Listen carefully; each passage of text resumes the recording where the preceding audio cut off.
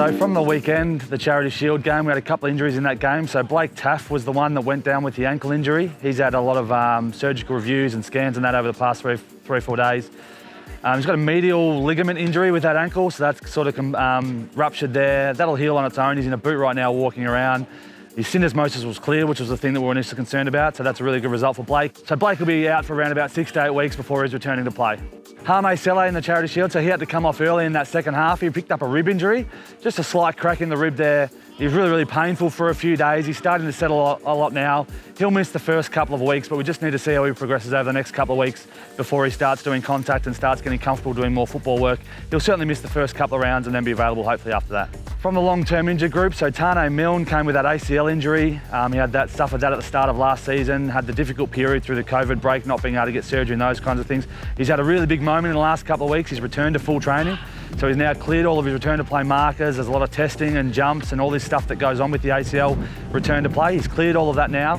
He's now fully training with the team. Now we build up his minutes. So we try and get him confident doing all the things he needs to do, playing in his position on the centre and the wing. Once he's really confident over the next 6 to 8 weeks, then we'll start to see him get into more game time. But that's a really big moment for Tane, and he's just got to progress over the next few weeks with his confidence in training. Braden Burns on that long-term injured list from the knee injury last year. He's progressing really well. He's doing some training with the team, so some light skills and some non-contact work while he's working on a lot of running drills, completing a lot of fitness work. He's basically getting his pre-season in now when the players are moving into an in-season period. So we're building him through a lot of running volume and a lot of high-intensity work. He's doing some with the team. Over the next couple of weeks, he'll start doing more and more with the team. He's probably somewhere between 6 to 8 weeks from playing, but he's in a really good spot to return from that injury early in the season.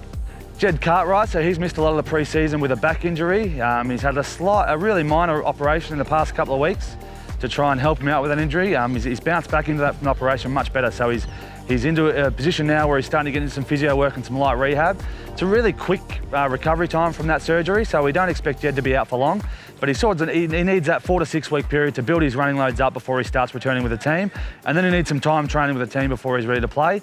But he's definitely progressing in the right direction now and looking to play somewhere between round 6 and 10.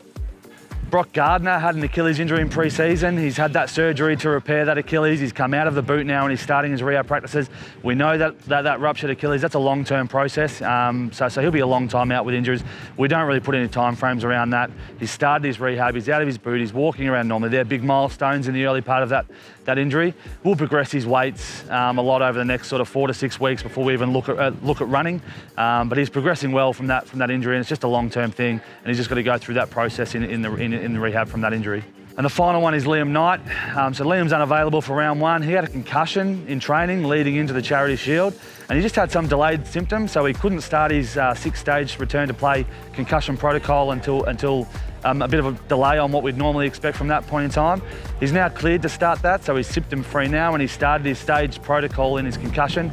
It makes him unavailable for round 1, but we hope that he'll progress through that over the next 4 to 6 days and be available for round 2 against Manly.